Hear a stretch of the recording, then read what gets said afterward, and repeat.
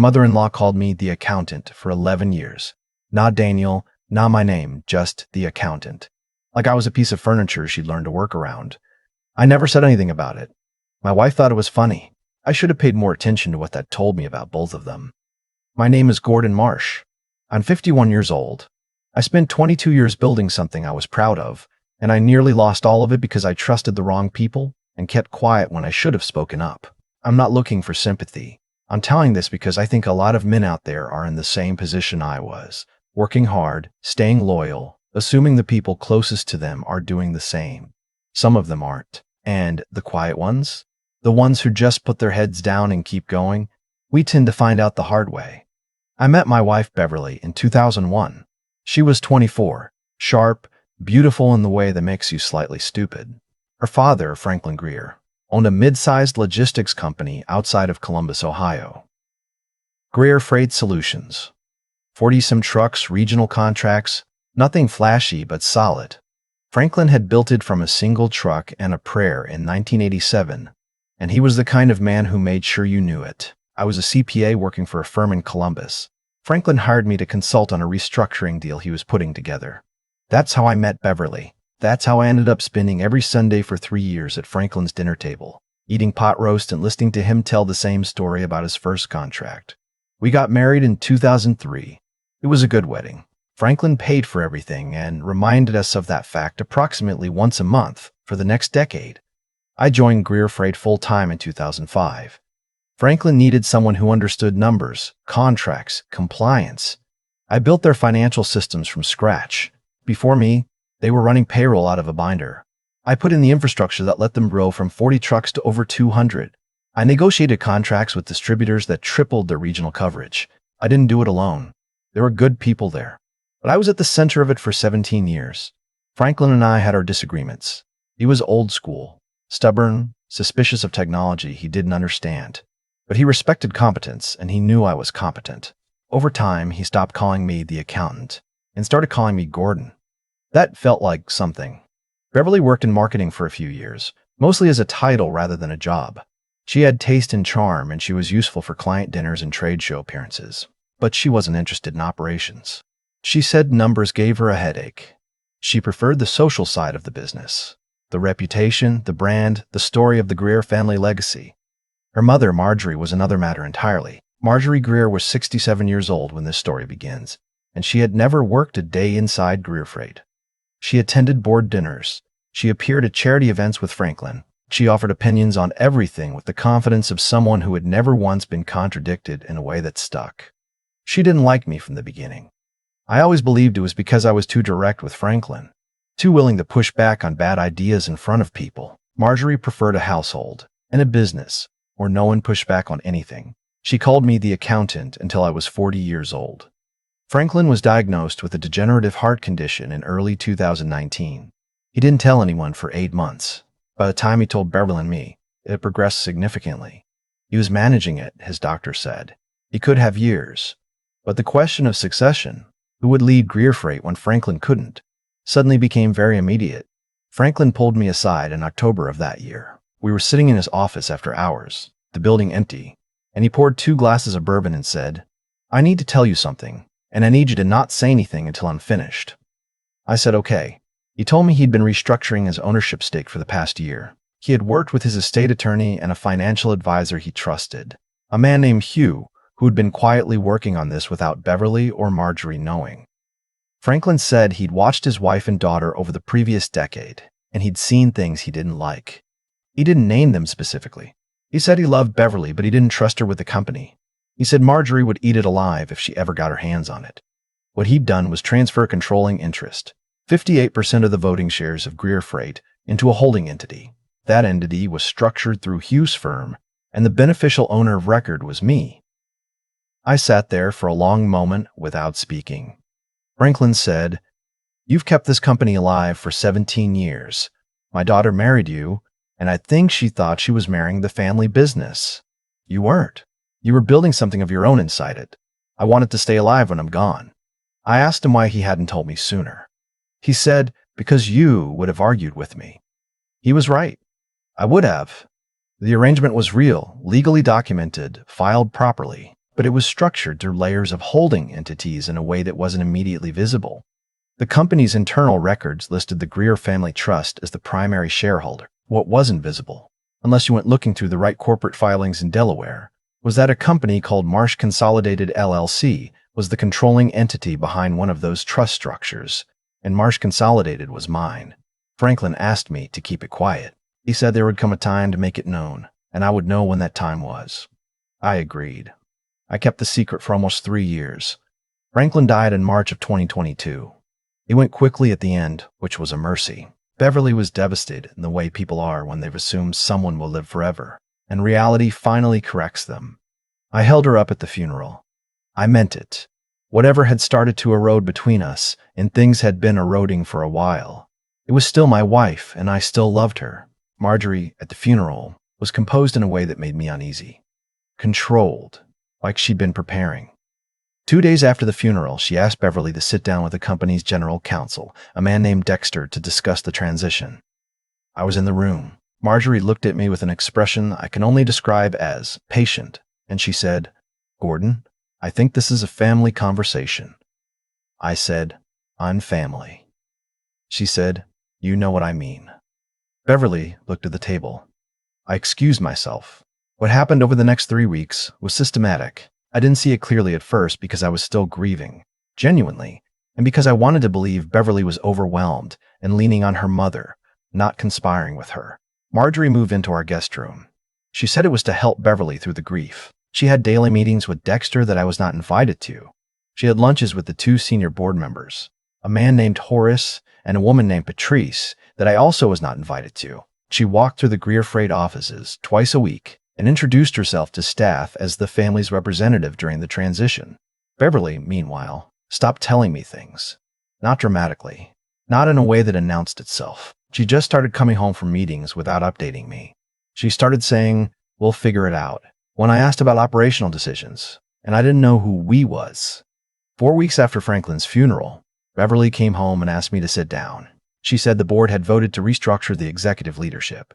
She said she was being named interim CEO, effective immediately, as Franklin's designated heir and majority stakeholder through the Greer Family Trust. I said, "The trust doesn't give you majority control, Beverly." She said Dexter had reviewed the documents and confirmed that it did. I said I'd like to see Dexter's analysis. She said, "Gordon, I don't think you're going to like what comes next." She was right. The following morning, I received a formal letter from the company's HR director. My position as chief financial officer was being eliminated. The company was moving to an outsourced financial management model. I was being offered a severance package, 18 months of salary, continuation of benefits, a standard non-disparagement agreement. 37 days after Franklin died, my wife fired me from the company I had spent 17 years building. She did it with a letter. Not a conversation, a letter. I drove to the office to clear my desk. Security was waiting in the lobby. Not to escort me out, they said, just as a courtesy. The CFO I'd mentored for 3 years, a young man named Terrell, walked past me in the hallway and didn't make eye contact. I carried 2 boxes to my car. I sat in the parking lot for 11 minutes. I thought about calling someone, and then I realized there was nobody to call, because everyone I would have called was inside that building. I drove to see Hugh instead. Hugh had been Franklin's financial advisor and the architect of the holding structure. He was 68, retired from a major firm, worked out of a small office in Dublin, Ohio because he liked the drive. He poured me coffee and listened while I explained what had happened. Then he leaned back and said, "Franklin told me this would come." I asked him what we were going to do. He said, "Gordon, you already own the company. You just haven't told them yet." I did not react immediately. I want to be clear about that, because I think the way a person responds in a moment like that matters.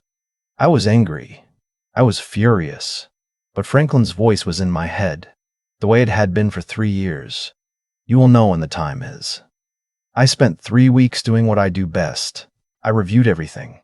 I went through Dexter's analysis, which Beverly had eventually shared when I pressed, and I identified exactly where it was wrong. Dexter had been looking at the surface structure of the trust and had stopped there. He hadn't gone 3 layers deeper into the Delaware filings. It was either incompetence or something worse. I didn't know which, and at that point it didn't matter. I contacted an attorney in Cleveland, a woman named June Ashworth, recommended by Hugh, who specialized in corporate governance and equity disputes. I showed her everything. She spent 5 days reviewing the documents. She came back and said, "This is about as clean as I've seen. You hold 58% of voting control. You are the majority shareholder of Greer Freight Solutions." I asked her what Beverly actually controlled. June said, "The Greer Family Trust holds 31% of non-voting preferred shares. Your mother-in-law has no equity position whatsoever. She's been conducting herself as if she runs this company, and she has no legal standing to do so." I sat with that for a moment. Then I asked June to prepare the appropriate notifications. The board meeting was scheduled on a Tuesday morning in mid-July. Beverly and Marjorie had called it to ratify Beverly's role as permanent CEO and to approve a new executive compensation structure. Horace and Patrice were expected to vote in favor. A third board member, a man named Gerald, was considered a swing vote. They had sent me a calendar invitation as a courtesy, I suppose, or maybe to twist the knife a little. The invitation listed me as former CFO, invited observer. I arrived early. I had Hugh with me, and June, and a third person, a corporate governance specialist named Dr. Whitmore, who had worked on the underlying structure of the holding entity with Franklin's estate attorneys. We were in the conference room when Beverly arrived. She stopped in the doorway when she saw June's briefcase on the table. She said, "What is this?" I said. "Please sit down, Beverly. We have some things to discuss before the meeting starts." Marjorie pushed past her daughter into the room, and she looked at me with 11 years of barely concealed contempt and said, "Gordon, whatever you think you're doing," June said. Mrs. Greer, I'd strongly recommend you stop speaking and listen." Marjorie stopped. June placed a document packet in front of each board member. She explained, clearly and without drama, the structure of the holding entities, the Delaware filings, and the legal ownership of Marsh Consolidated LLC. She explained that Marsh Consolidated held 58% of the voting shares of Greer Freight Solutions, and that Gordon Marsh was the sole beneficial owner of Marsh Consolidated. Horace looked at the documents. He looked at Dexter. He said, "Did you know about this?" Dexter said nothing. Patrice said, very quietly, "Franklin did this." Not a question. She'd known Franklin for 20 years. She understood immediately. Beverly was looking at me across the table. I don't know what I expected to see in her face. Anger, maybe? Or the particular kind of shock that rearranges everything. What I saw was something closer to recognition. Like some part of her had always known this was coming. She said, "How long have you known?" I said, 3 years. She closed her eyes. Marjorie said, "This is fraud. This is theft. Franklin would never." Dr. Whitmore said, "Franklin's signature is on every document. His estate attorneys will confirm the chain of custody. This was deliberate, structured, and entirely legal." The meeting lasted 2 more hours. By the end, the board had acknowledged my ownership position. Beverly's appointment as CEO was voided. Dexter tendered his resignation before noon. I want to tell you the part that the business story leaves out. Driving home that night, I didn't feel triumphant. I thought I would. I'd imagined this moment for weeks. The satisfaction of it, the justice. Instead, I felt like I'd swallowed something cold. I kept thinking about Beverly's face when she closed her eyes. I kept thinking about 17 years of Sunday dinners and Franklin's bourbon and a company I'd watched grow from 40 trucks to something real. I'd won, and I'd lost something I didn't have a clean name for. Beverly moved out 2 weeks later. She moved back into the house she'd grown up in, with Marjorie, and I'll be honest, I think that's where part of her had always been. She'd never quite moved in with me, not really. I'd built a life, and she'd been a guest in it. A beautiful and charming guest who'd grown comfortable and then grown something else. We filed for divorce in September. It was civil, because June was thorough and Beverly was practical, and neither of us wanted a long war. She received the settlement that I felt was fair. She received 0 equity in Greer Freight because she held no voting shares, and the marital property agreement we'd signed in 2003, drafted by a different attorney, years before any of this, was quite specific about business assets. Franklin had none. He probably thought of that too. There's a part of this I've wrestled with since then, and I'll say it plainly because I think it matters. Beverly did something wrong. She allowed her mother to orchestrate a corporate takeover that she didn't have the legal standing to execute. She let me get fired from a company I'd built because it was easier than standing up to Marjorie. Maybe she convinced herself it was legitimate. Maybe she knew it wasn't. I don't know, and I've stopped trying to figure it out. But I wasn't blameless either. 17 years, and I never once said clearly, "This is my work. I am a partner here. I will not be invisible.